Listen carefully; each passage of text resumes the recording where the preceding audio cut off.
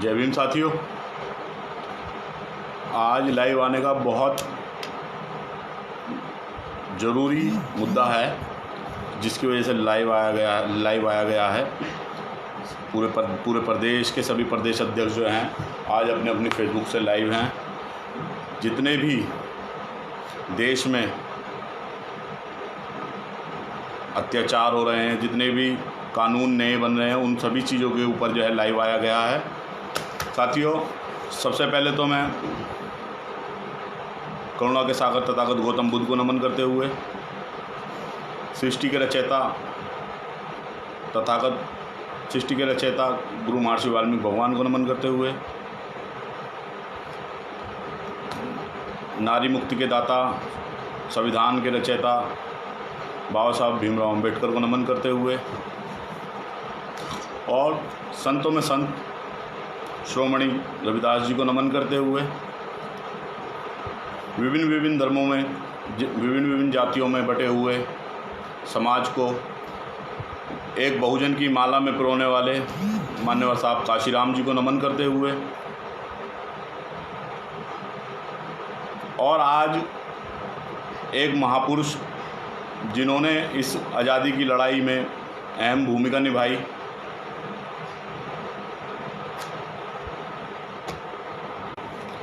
साथियों नेटवर्क में जो है प्रॉब्लम आ रही है। तो आज जैसा मैं बता रहा था, आज एक ऐसा ऐतिहासिक दिन है। नेटवर्क में बार बार कमी आ रही है साथियों। तो आज जो है एक महान योद्धा बहुजन समाज के शहीद धन सिंह गुर्जर, जिन्होंने अंग्रेज़ों के ख़िलाफ़ क्रांति का आगाज़ किया, तो आज क्रांति दिवस के रूप में उसको बनाया भी जाता है। तो उसकी सभी देशवासियों को हार्दिक शुभकामनाएं।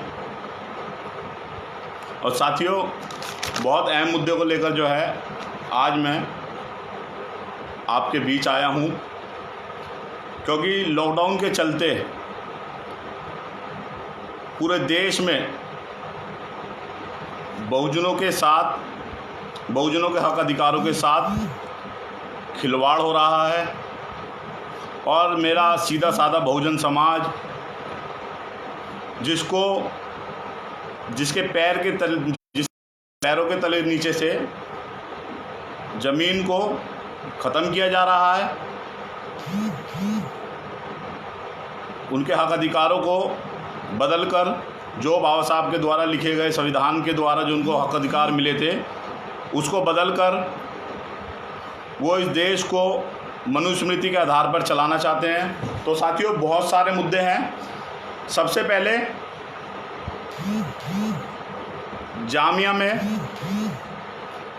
जामिया और जेएनयू के स्टूडेंटों को पुलिस के द्वारा बहुत अत्याचार करा गया। उन सभी साथियों को बड़े निर्मम तरह से मारा गया। मान्य देश के हमारे ही वो पैसा नेट साथियों बार बार जा रहा है। मैं अपनी बात जल्द से जल्द रखूँगा। ना ही वो पैसा जिसके बारे में मैं बता रहा था, पीएम केयर फंड जो बनाया गया, ना ही तो उसका जो है उसके बारे में अभी तक ये बताया गया कि उसमें कितने रुपया आया, कितना नहीं आया, और ना ही उसका जो है कोई हिसाब है, और ना ही उस पैसे को मज़दूरों पर लगाया गया, ना ही उस पैसे को मज़दूरों पर लगाया जा रहा है, ना ही उस पैसे को स्टेट गवर्नमेंट को दिया जा रहा है, ना ही उस पैसे से जिसके लिए वो पैसा लिया गया था, जिनके लिए लिया गया था, उसका यूज़ नहीं हो रहा है। ना ही वो बताया गया है कि वो पैसा किस चीज़ के लिए है, कितना आया, कितना कहाँ खर्च हुआ, कोई उसका हिसाब नहीं है। और इसके लिए पहले ही देश के जो है प्रधानमंत्री कह चुके हैं कि इसका कोई ऑडिट नहीं होगा, इस पीएम केयर फंड का कोई ऑडिट नहीं होगा, तो साथियों मैं चाहता हूं कि आप लोग जो हैं व्हाट्सअप, फेसबुक, ट्विटर के माध्यम से माननीय प्रधानमंत्री जी को टैग कर करके उनसे हिसाब मांगें इसका कि कितने रुपया आया था, कहाँ वो लगाया गया है। क्योंकि आज भी आप देख रहे हैं पूरे देश भर में लोग, जो मजदूर लोग जो फंसे हुए थे, जो गरीब तबके के लोग थे, जो बहुजन समाज के लोग थे, वो लोग फंसे हुए हैं। आज भी वो लोग 1200 किलोमीटर जो है पैदल चल के जा रहे हैं। आपने देखा होगा कि अभी हाल ही में जो है कुछ साथियों के ऊपर तो 16 लोगों के ऊपर तो रेल भी उतर गई, क्योंकि वो इतने मजबूर हैं साथियों के उन पर कोई ट्रांसपोर्ट का साधन नहीं कराया गया। किसी भी स्टेट से उनको अगर कराया नहीं गया, अगर कहीं से कराया भी गया तो उनसे दोगुना किराया लिया जा रहा है। तो वह पैसा जो लोगों के लिए लिया गया था, पीएम केयर फंड में लिया गया था इस देश के लिए, और जो लोगों ने दिया था पूरी ईमानदारी, पूरी मेहनत, पूरी शिद्दत के साथ, और तो और साथियों जो सरकारी कर्मचारी थे उनकी एक दिन की सैलरी भी काटी गई। और इसका आपको ना पता हो, जो मेरे भाई जो विभिन्न संगठनों में, विभिन्न पार्टियों में हैं, उनको मैं बता देना चाहता हूं कि जिन लोगों ने वो पैसा लिया,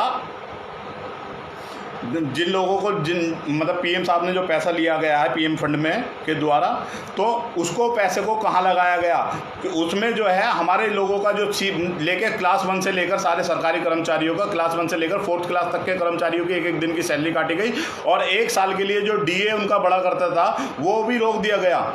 इसकी जानकारी सभी साथियों को नहीं है, तो इसकी जानकारी साथी लें, आप जो है पेज से जुड़े रहें, इसकी जानकारी आपको सभी को मिलती रहेगी क्या क्या आपके साथ हुआ। और तो और मैं अगर लेना ही था तो उन एमपी एमएलए की जो है सैलरी रोकनी थी। उन एमपी एमएलए जो एक्स एमपी एमएलए थे उनके जो है डीए रोकना था, उनका मतलब उनका सभी खर्चे जितने भी थे वो सभी रोकने थे। मगर नहीं, खिलवाड़ किया जाएगा तो सरकारी कर्मचारी के साथ किया जाएगा, खिलवाड़ किया जाएगा तो 4th क्लास कर्मचारियों के साथ किया जाएगा। तो दूसरा मुद्दा साथियों, अब एक कानून एक ऐसा भी लाए हैं ये लोग कि अब आप जैसे बाबा साहब की मेहनत के द्वारा, जैसे जो पहले जो है 14 घंटे मेहनत करनी पड़ती थी, उसको कानून में बदल के बाबा साहब ने अपने संविधान में उनको लाया कि 8 घंटे इस देश के अंदर 8 घंटे काम किया जाएगा। मगर उसको दोबारा बदल कर ये लोग जो हैं 12 घंटे ले आए हैं। 8 घंटे नहीं, अब जो साथी जो सरकारी कर्मचारी, जो प्राइवेट कर्मचारी जो 8 घंटे काम किया करते थे बाबा साहब के संविधान की बदौलत, मगर वो साथी अब 12 घंटे करेंगे। और साथी पहले संविधान में ये भी था कि अगर किसी साथी के साथ कोई दुर्घटना हो जाती है, कोई परेशानी हो जाती है, अगर किसी कारण उसके साथ कोई दुर्घटना घट जाती है तो उसको जो है कंपनसेशन मिला करता था, मगर अब वो भी नहीं मिलेगा। और साथ ही दूसरा एक बहुत इसमें ही इसके ही साथ एक बात और मैं बता दूं कि कंपनी अब कोई मुआवजा नहीं देगी। अगर किसी साथी के साथ दुर्घटना हो जाएगी तो कोई मुआवजा नहीं देगी, और जब चाहे पहले नोटिस दे के हटाना पड़ता था। पहले किसी कारण पूछा जाता था कि क्यों हटाया जा रहा है, क्यों नहीं हटाया जा रहा, मगर अब जब चाहे जब जो है लेबर मिनिस्ट्री के द्वारा लोगों को हटा दिया जाएगा। तो ये सब संशोधन हुए हैं। एक तरफ तो साथियों लॉकडाउन का एक बहुत अहम मुद्दा, एक तरफ तो लॉकडाउन का हमारे पूरे देश भर के लोगों से 40 दिन के लिए पालन कराया गया, मगर उनकी सारी मेहनत पे पानी फेर दिया गया साथियों। क्योंकि 40 दिन की मेहनत के बाद 40 दिन बाद जो है सरकार ने अपने फ़ायदे के लिए सारे ठेकों को देश में जो है शराब के ठेकों को खोल दिया गया। उससे हमारे सारे लोगों के पूरे देश भर में जितने भी लोग थे जो अपने घर में थे, जो इतनी मेहनत से जो है लॉकडाउन का पालन कर रहे थे पूरी ईमानदारी, पूरी शिद्दत के साथ, वो ठेके खोल के सब बर्बाद कर दिया गया। अरे साथियों, जब ठेके ही खोलने थे तो स्कूल भी खोलते ना, क्योंकि हज़ारों लाखों बच्चों के तो एग्ज़ाम भी है ना, स्कूल खोलने थे। दिल्ली में भी बताओ, दिल्ली में भी जो है ठेके खोले गए। दिल्ली में जो है ये सरकार जो है शिक्षा के लिए जानी जाती थी, स्कूल नहीं खोले गए। अभी तक तो रिज़ल्ट भी नहीं बताया गया कि क्या रिज़ल्ट है, क्या बच्चे पास हुए हैं, क्या फेल हुए हैं। दिल्ली में जो है एजुकेशन का इतना बोलबाला, जिसके नाम पे वोट लाती है सरकार, जिसके नाम पे दोबारा जो है चुन के आई एजुकेशन के नाम पे, उसको भी उस सरकार ने भी ऐसे ही करा जैसी दूसरी जो है गंजेड़ी भंगेड़ी सरकार जो जितनी भी हैं ये उन्होंने करा। ये सरकार ने भी ऐसे ही करा। इनने कोई अपने सरकारी स्कूलों में जो है कोई ऑनलाइन क्लासेस चालू नहीं करी अब तक। और आप देखेंगे कि लगातार जो है दलितों पर अत्याचार हो रहे हैं। किसके द्वारा? सवर्णों के द्वारा। चाहे वो रमन वाल्मीकि भाई की हत्या का मामला हो, चाहे वो विकास भाई की बिहार में विकास भाई के हत्या का मामला हो, चाहे वो संतोष बड़ई भाई के हत्या का मामला हो, और चाहे वो नांगलोई में हुए, नांगलोई में दिल्ली के नांगलोई में सतीश कठारिया की हत्या का मामला हो, पुलिस के द्वारा उनको जो है पीट के मारा गया।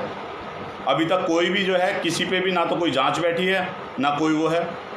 क्या देश में से लोकतंत्र ख़त्म हो गया? क्या यही राम राज्य है?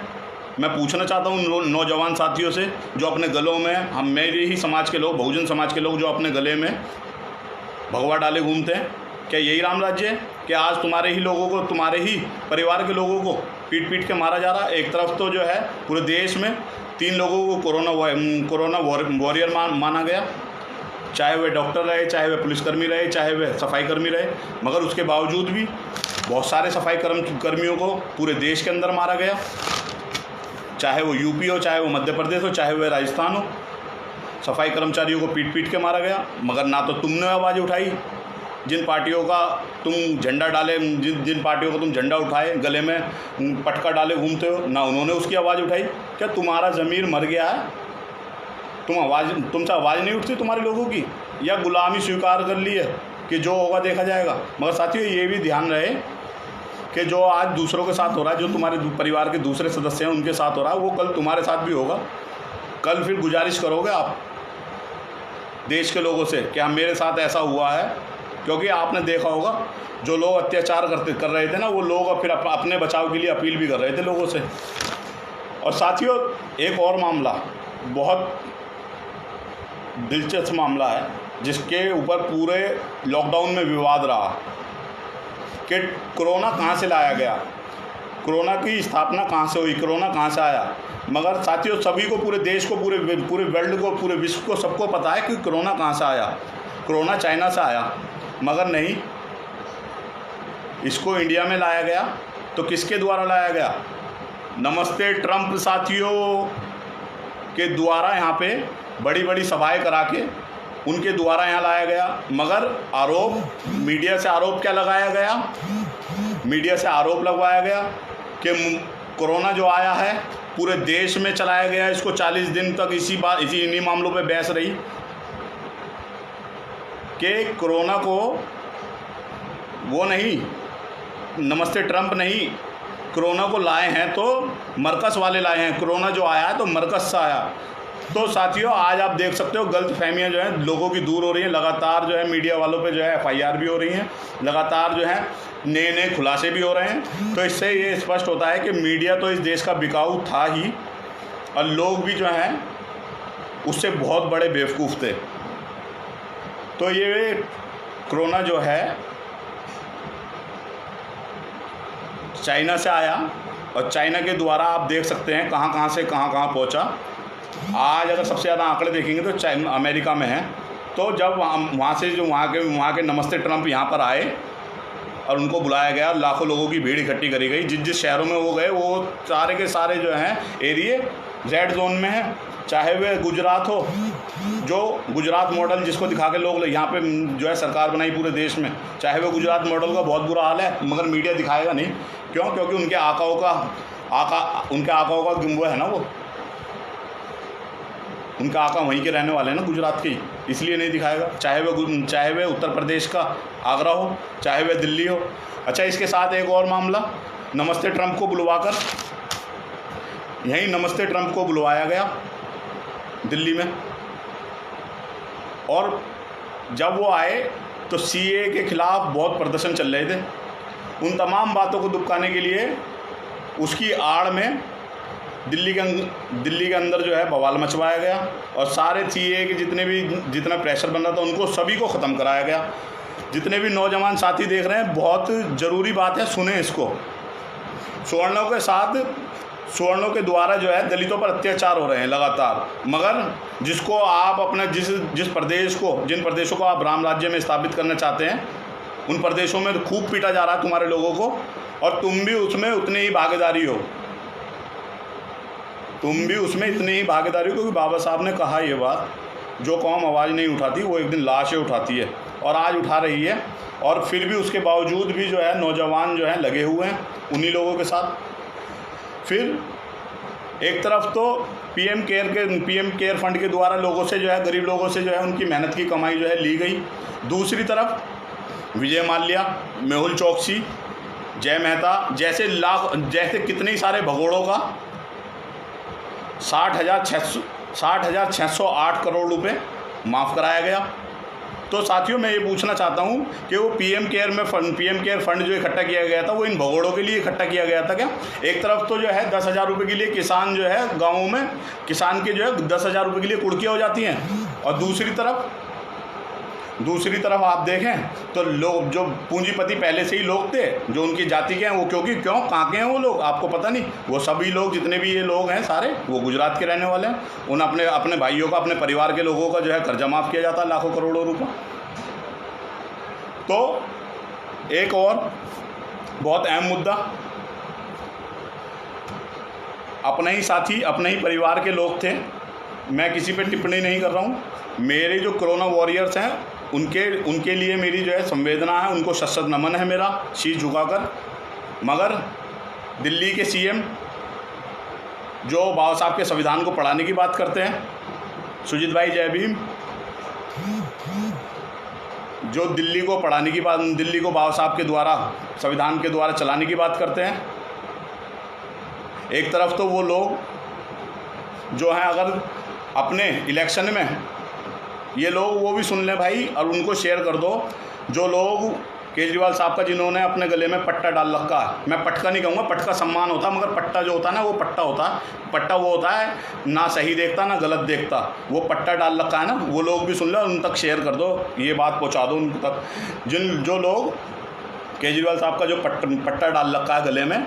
क्योंकि अगर उनके लोग मारे जा रहे हैं वो आवाज़ नहीं उठाते। एक तरफ तो वो दावे करते हैं, केजरीवाल सरकार दावे करती है कि सफाई कर्मचारी अगर ड्यूटी पे कोई मारा जाएगा तो उसको 1 करोड़ रुपए दिया जाएगा, और दूसरी तरफ अभी सफाई कर्मचारी एक मारा गया, सफाई कर्मचारी मेरे परिवार का मारा गया, उसको जो है संवेदना तक भी नहीं दी गई।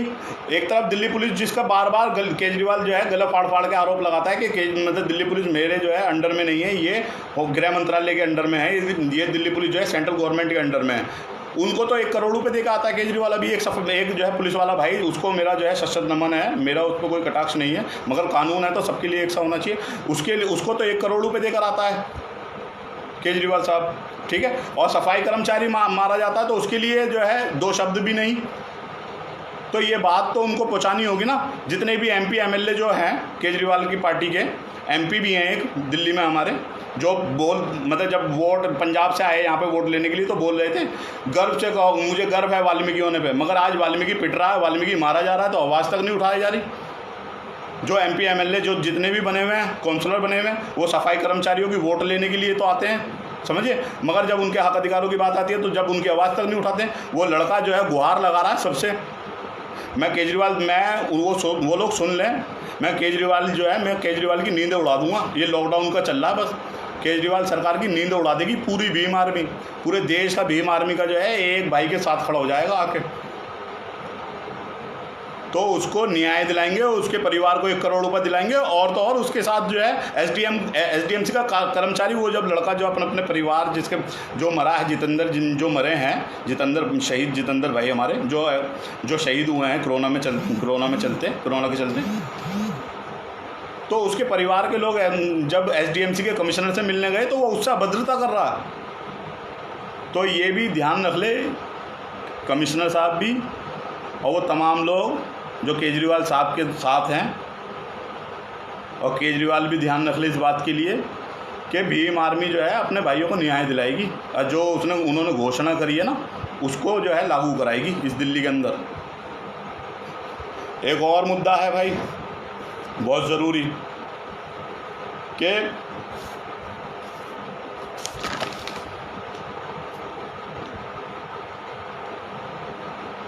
भाजपा सरकार जो है लगातार, स्पेशली उत्तर प्रदेश में, दलित अधिकारियों के साथ घर में घुसकर मारपीट करने का मामला सामने आया। तो भाई ये कब तक चलेगा? तो ये कान खोल के सुन ले भाजपा सरकार कि अगर भीम आर्मी जो है अपने सारे बहुजन समाज के अधिकारियों के साथ खड़ी है, कर्मचारियों के साथ खड़ी है। क्योंकि आपको ना पता हो, भीम आर्मी ने अपनी एक विंग बना दी है अधिकारी कर्मचारियों की। अगर उनके ऊपर अत्याचार होंगे तो ये बात बिल्कुल भी भीम आर्मी बर्दाश्त नहीं करेगी। एक सुल्तानपुर का मामला आ रहा है, माननीय इंस्पेक्टर हैं दलित बिरादरी के, उनके साथ अभद्रता हुई है, सीओ साहब भी उसमें अपने ही हैं, तो उनको प्रेशर बनाया जा रहा है सांसद के द्वारा। विनोद भाई जो दिल्ली के हैं, उनका भी एक मामला है, वो मैं जल्द आपके सामने खोलूँगा। तो हमने क्या है, हम लॉकडाउन का पालन करेंगे। सरकार, हम जो है बाबा साहब के संविधान को मानते हैं, जो सरकार के द्वारा लिए फैसले हैं, लॉकडाउन का पूरा पालन करेंगे हम।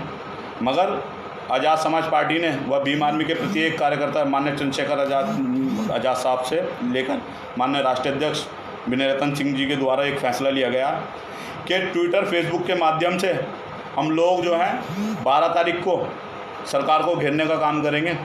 अगर हम लोग अपने ज़रूरी कामों से निकलेंगे, ज़रूरी कामों के लिए भी निकलेंगे, तो हाथ पे काली पट्टी बांध के निकलेंगे या काली टी शर्ट पहन के विरोध दर्ज कराएंगे। और सब लोग जो है अपनी डीपीए का आपको सभी को प्रोवाइड करा दी जाएगी, उस डीपी को लगाएंगे सब लोग, उसको लगा के जो है लगातार जो है पूरे दिन जो है 12 तारीख को जो है ट्विटर, फेसबुक, इंस्टाग्राम, व्हाट्सएप के माध्यम से सरकार का विरोध करेंगे, उनके खिलाफ गलत नीतियों का। और जो मुद्दे छूट गए हैं, जो मेरे द्वारा मेरी नॉलेज में नहीं है, वो सरकार की नॉलेज में कराए जाएंगे उस दिन ट्विटर और फेसबुक, व्हाट्सएप के माध्यम से। तो उस दिन जो है सभी साथी तैयार रहें। एक और मामला है बहन रानी जी का, रानी नागर, जो ओबीसी समाज से आती हैं। बताओ, एक आईएएस अधिकारी के साथ जब इतना वो हो रहा है, पार्शियलिटी हो रही है, जातिवाद हो रहा है, तो एक आम नागरिक का क्या हाल होगा इस देश में? ये सोचने वाली बात है।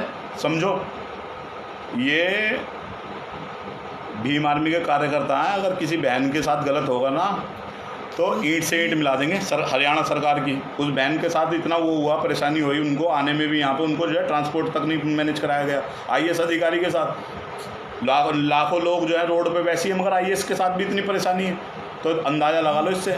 तो स्वर्ण जाति के लोगों को और उन अधिकारियों को कह देना चाहता हूँ, जो लोग हमारे अधिकारी कर्मचारियों पर अत्याचार कर रहे हैं, अपने दिमाग से जो है फितूर निकाल दें। किसी भी बात का अगर फितूर हो, लॉकडाउन के बाद जो है सब पे कार्रवाई होगी, मुंह भी काले किए जाएंगे अपने अधिकारी कर्मचारियों के लिए। और सफाई कर्मचारी आयोग के मैं सभी से अनुरोध करता हूँ, सफाई कर्मचारी आयोग से भी, कि 1 करोड़ रुपए जो है उस भाई को दिलवाए जाएं। और जितने भी लोगों पर अत्याचार हुए, हत्याएँ हुई हैं, या मामले जितने भी हमारी बहनों के साथ अभद्रता हुई है स्वर्ण जातियों के द्वारा, उन तमाम लोगों पे जो है प्रशासन से मैं अपील करता हूँ, जिस राज्य में हुई है वो जो है उनके खिलाफ कार्रवाई करे और उनको न्याय दिलाने का काम करे। मिलते हैं साथियों 12 तारीख को। जय भीम, जय भारत, जय भीम आर्मी, जय आज़ाद समाज पार्टी। अलविदा लेता हूँ इस बात से। जय भीम।